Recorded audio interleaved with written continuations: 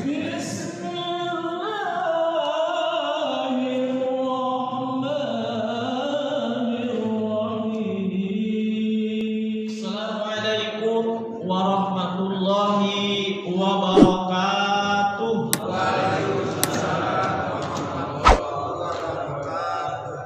Bismillah, alhamdulillah, wassalatu wassalamu ala rasulillah.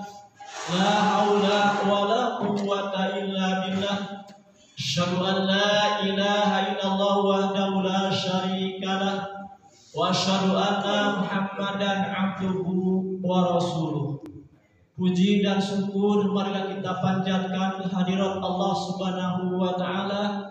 Dengan berkat qudrat dan iradatnya lah kita masih diberikan kesempatan oleh Allah untuk melaksanakan sebagian yang diperintahkannya, yaitu melaksanakan ibadah sholat subuh berjamaah dan dilanjutkan dengan tadarus Al-Quran. Mudah-mudahan apa-apa aktivitas kita dicatat oleh Allah menjadi amalan sholihah.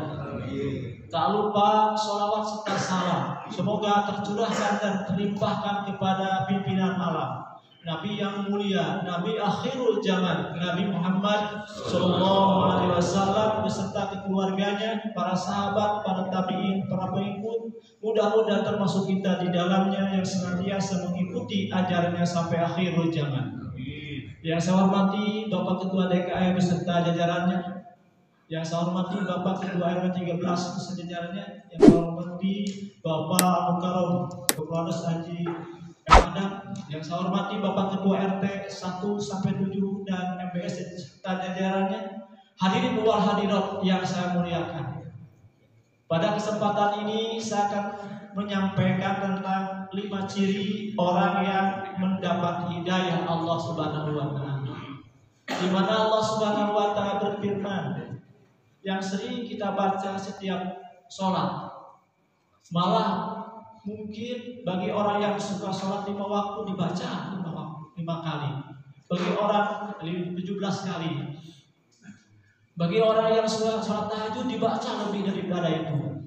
Di mana Allah Subhanahu wa taala berfirman, A'udzu billahi minasyaitonir rajim, ihdinas siratal mustaqim.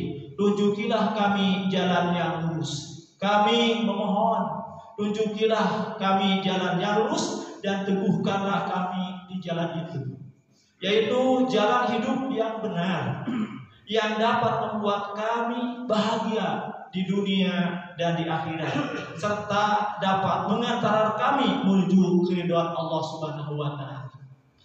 Ihdi siratal ladzina an'amta 'alaihim ghairil maghdubi 'alaihim waladdallin. Yaitu jalan orang-orang yang telah Engkau beri nikmat kepadanya, bukan jalan mereka yang dimurkai dan bukan pula yang sesat.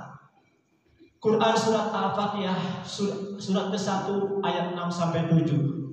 Yaitu jalan orang-orang yang telah Engkau beri nikmat kepadanya berupa keimanan, hidayah dan ridhomu. Mereka itu seperti dijelaskan dalam surat An-Nisa surat ke-4 ayat 69.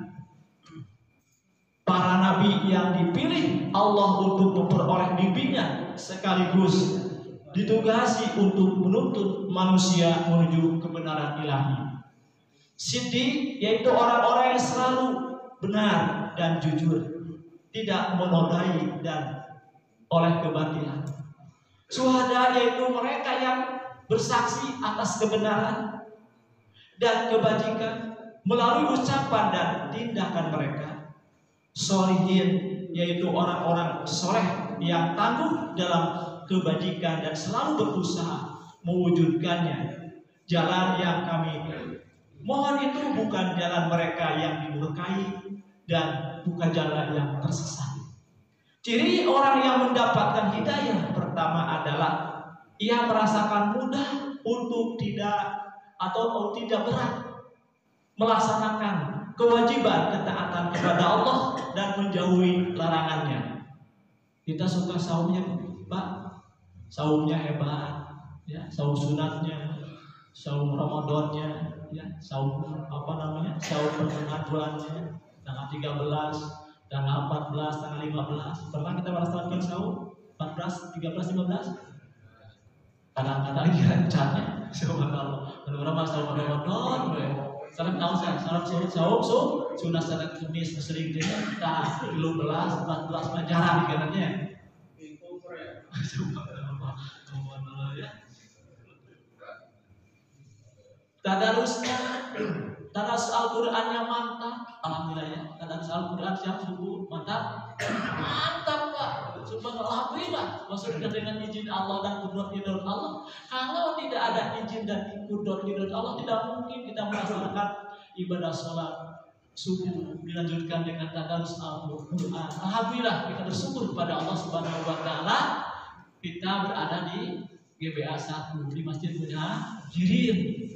Allah. Kalau seandainya kita di tempat yang lain, walaupun rumahnya bagus, umpamanya di Marukon gitu ya, rumah yang bagus mewah gitu, tidak mungkin mengadakan seperti ini.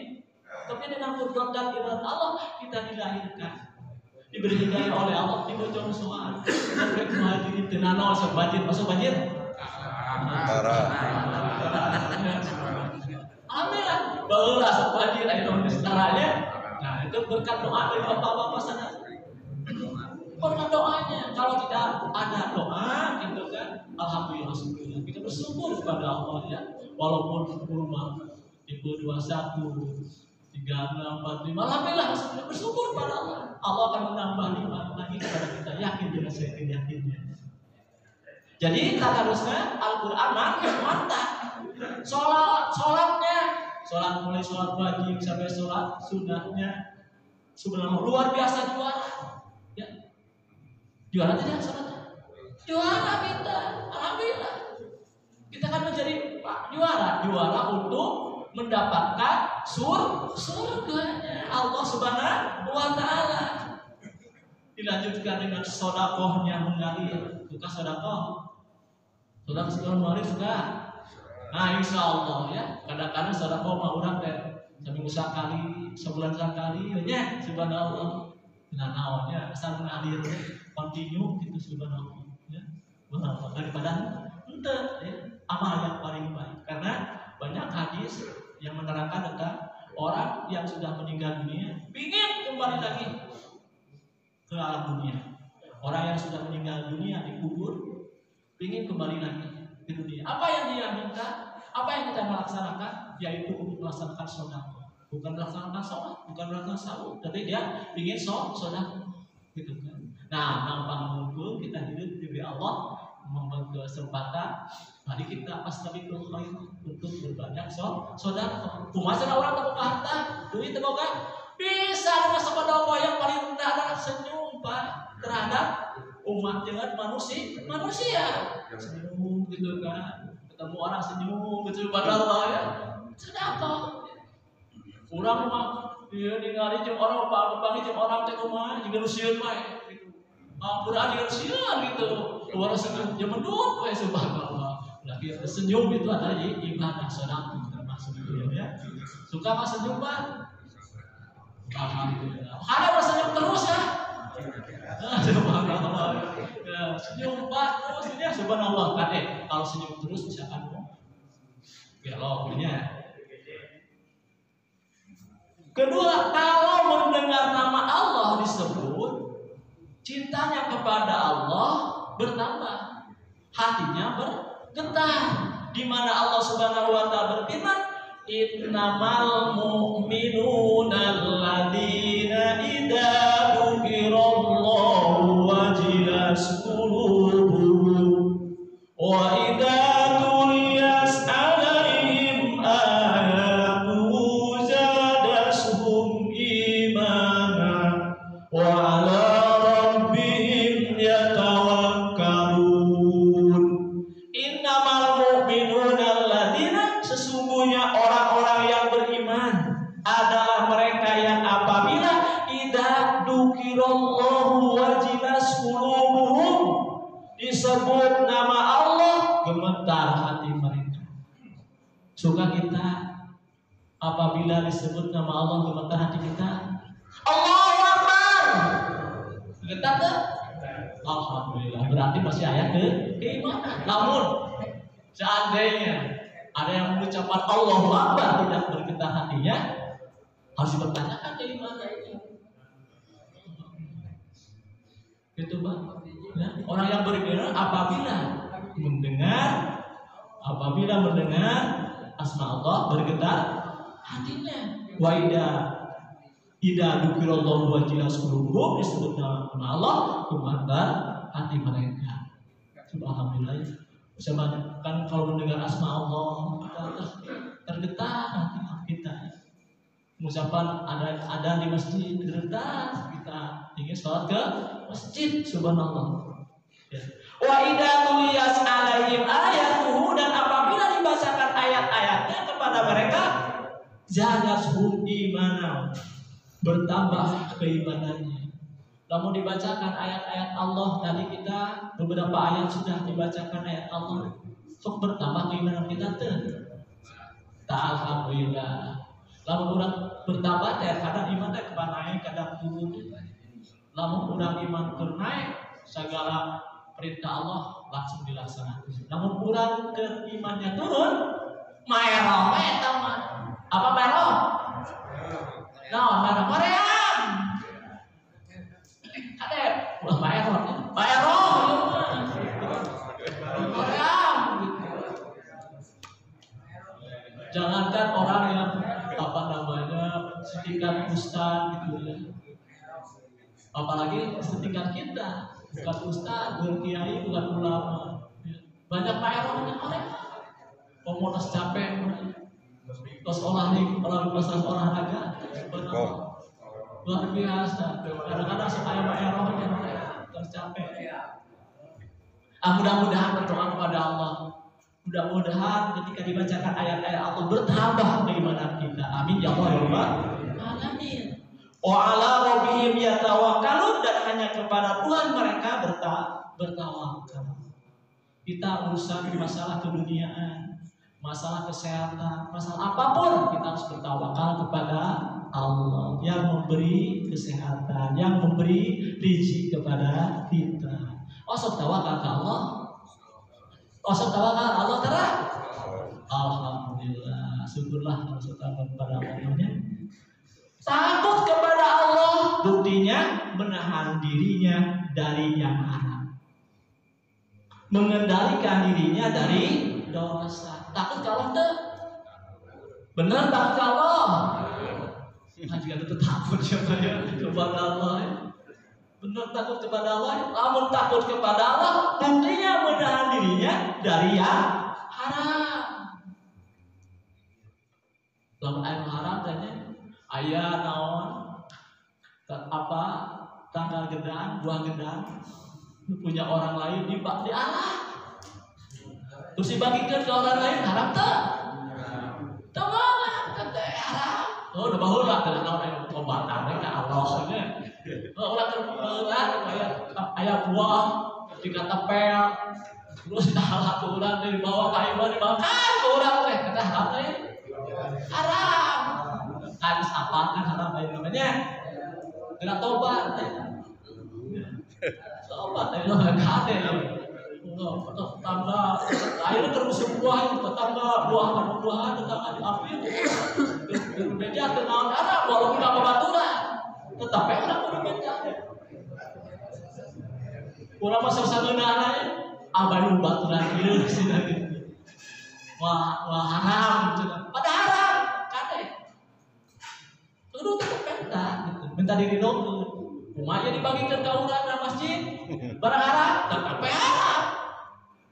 Ulah sebut anu haram dihalalkeun, ulah diharamkeun. Tapi ada berbeda urang teh nanya. Mengendalikan dirinya dari dosa. Asal mengendalikan diri kita ke dalam dosa. Lalu ada perbuatan dosa, ada dikendalikan hawa nafsu kita. Teh.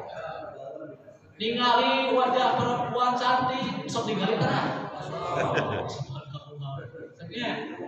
Dosa teh. Lalu sekali bateuna naon eta mah? Apa namanya? Ya Allah kemaksiannya. Karena mata fungsinya untuk melihat, tingali, nggak kurang, terus tingali, terus kurang tunggu, tingali lagi tanya jadi dosa teh. Cenah teh, aduh benar dulu setannya, hayang tingali deui tah, kalinya jadi dosa. Pasok itu. Sering. Normal berarti normal. Kamu tuh gitu atas tuh normal. Tapi ingat kalau dosa orang teh, dosa, tobatan. Lamun lamun tadi jangan terlepas teh sebenarnya tulisnya wajarnya manusia. Baru lalu tinggal diterima sekali cukup. Terus apa ya namanya dosa? Ya.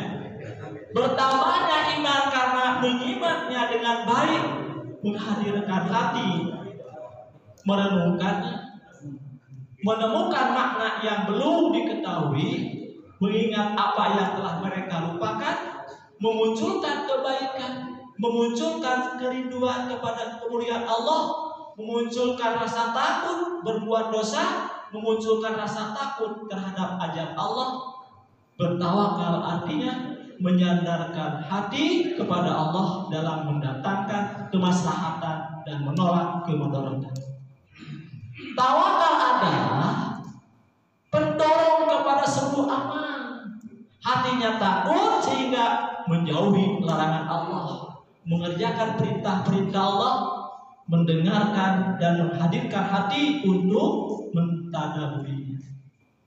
Yang ketiga, punya rasa malu. Kita punya rasa malu? Sakapung ya? Sakapung. Sakapung mah rasa malu teh. Sudah ayam. Contohnya ayam apa? Banyak orang yang korupsi berarti tidak rasa malu. Kalau punya rasa malu mah dia tahu bahwa korupsi teh dosa. Malu terhadap Allah Subhanahu wa taala tidak sempurna. Sholat tapi rompas. Segala perbuatan maksiat baik disadari atau tidak. Melaksanakan sholat kita rompas. Nah, sholat mah sholat gitu. Allahu Akbar. Ketinggali we sadayananya ke sholatnya. Pasok itu di situ-gitunya. Seru aja saya. Sejauh berbeda gitu ya. Laun ayam kari di rumah, ke masjid sholat.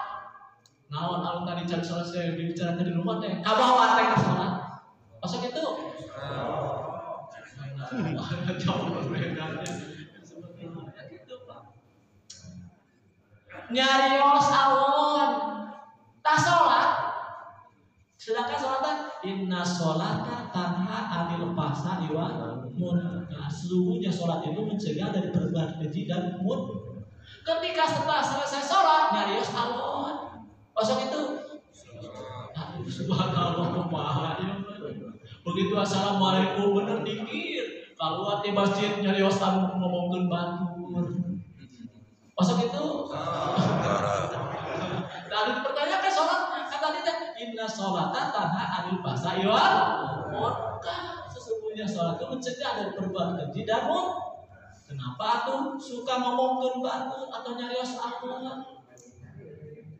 Kabatur teh cidung teh mah tak gitu. Cibereum teh mah tak gitu. Cibodas teh mah, Cijangkung, Cigedung teh mah tak gitu. Masuk itu. Aduh subhanallah. Subhanallah ya. Pada salatnya udah dipertanyakan. Nyarios cawokah. Naon ari cawokah? Artinya guyonan atau candaan yang berbau seksualitas. Ternyata subhanallah. Aneh kalau sholat benernya mau sek-sek kan seksualitas ada ya.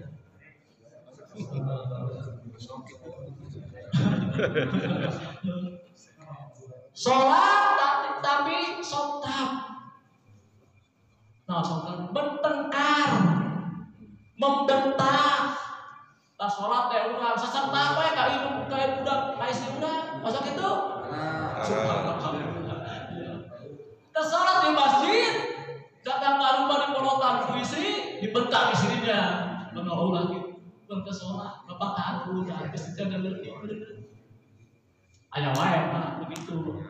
Sok sholat di masjid, datang ke rumah, listrik aya masalah, cai ada masalah, daya cai, datang we sekenawan istri sholat di masjid, daya cai, terus suruh cainya, dan hujan airnya kan hujan tapi cai dulu, aneh. Subhanallah gitu.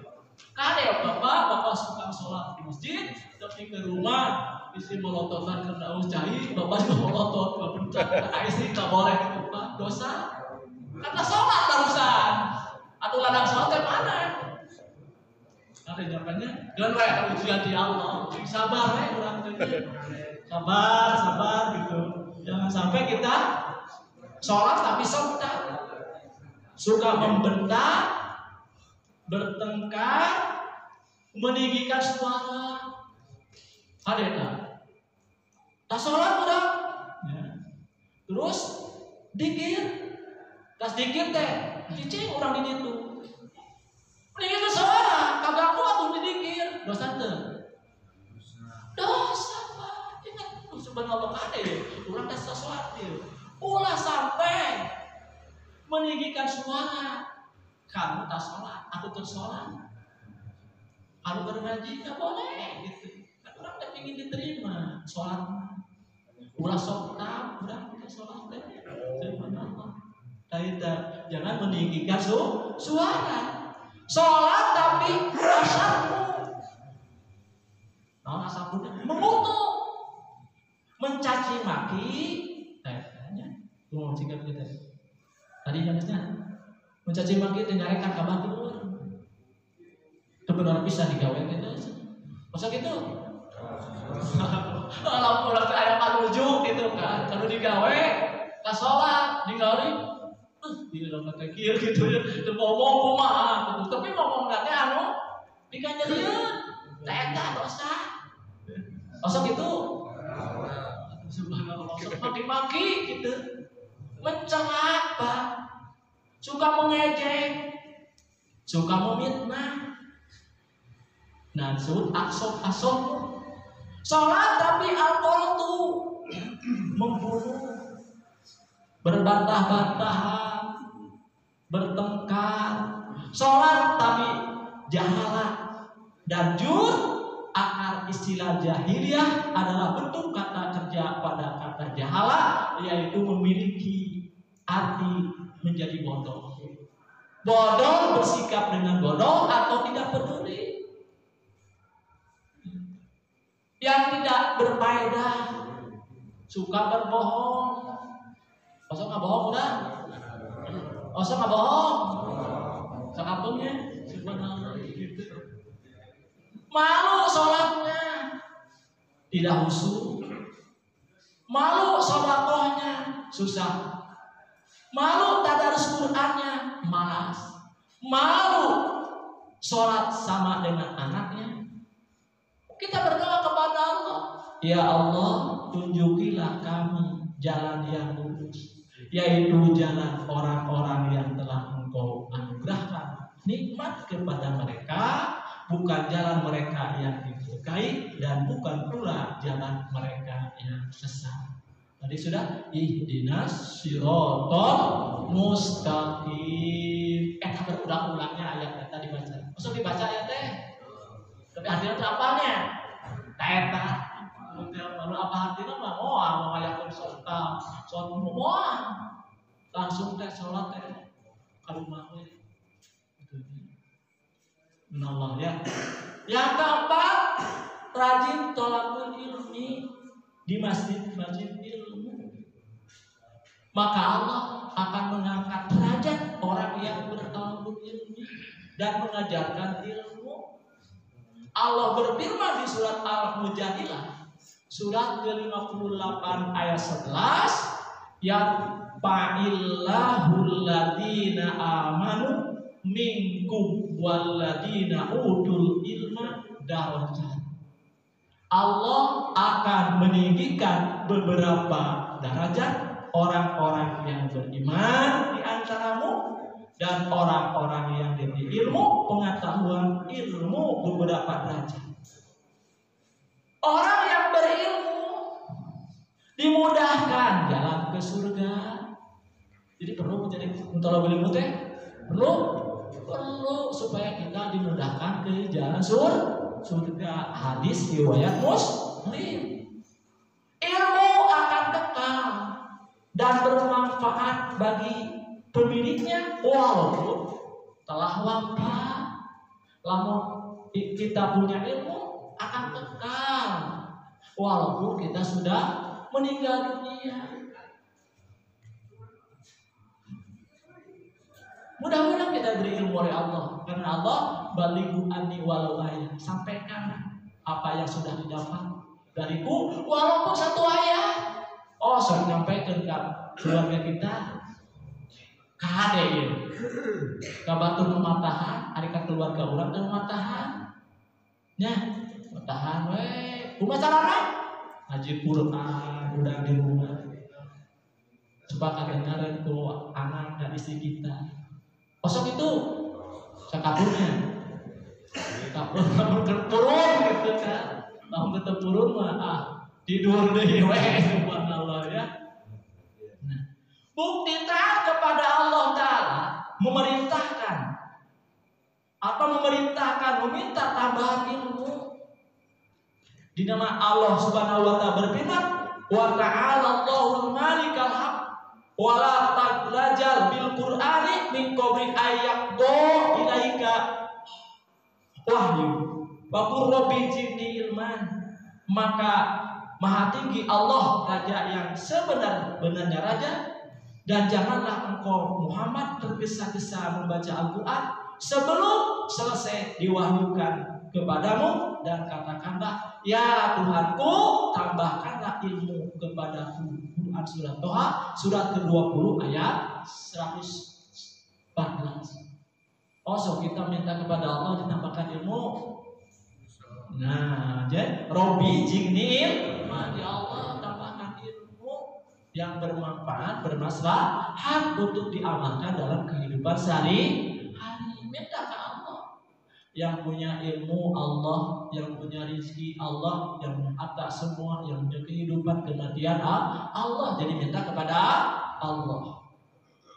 Orang yang dipahamkan agama adalah orang yang dikehendaki kebaikan. Lamun orang ingin dipahamkan tentang agama, maka perbanyaklah kebaikan, baik habdu minallah maupun habdu minannas. Perbaikilah kebaikan-kebaikan kita, maka Allah akan menambahkan ilmu kepada kita, maka Allah akan memahamkan agama terhadap kita. Yang paling takut kepada Allah siapa? Para ulama, para nabi, para anbiya, di mana Allah Subhanahu wa taala berfirman, wa minan nasi wad dawabi wal an'ami mukhtalifun alwanuhu kadar innama yakhshallahu min ibadihi ulama innallaha azizun ghafur. Dan demikian pula di antara manusia, makhluk bergerak yang bernyawa dan hewan-hewan ternak, ada yang bermacam-macam warnanya dan jenisnya. Di antara hamba-hamba Allah yang takut kepadanya hanyalah para ulama. Sungguh Allah Maha Perkasa, Maha Pengampun. Quran surat Fatir surat ke-35 ayat 28.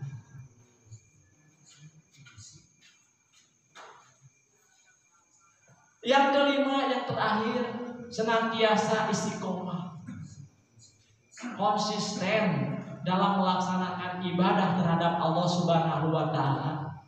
Teguh pendirian dalam agama, di mana Allah Subhanahu wa taala berfirman, "Wa may ya'tasim billah faqad hudiya ila siratin mustaqim." Barang siapa yang berpegang teguh kepada agama Allah, maka sesungguhnya ia telah diberi petunjuk kepada jalan yang lurus. Quran surat Al-Imran surat ketiga ayat 101. Mudah-mudahan kita diberi keteguhan oleh Allah dalam melaksanakan agama, walaupun banyak rintangan dan godaan yang menimpa kepada diri kita. Suka kita ada rintangan godaan kepada kita? Banyaknya. Pak, tadi bangun pagi sekitar jam 3 2:30, berat tidak Pak? Berat bagi orang yang tidak terbiasa. Tetapi bagi orang yang sudah terbiasa merasa ringan. Apabila kita sebelum tidur meminta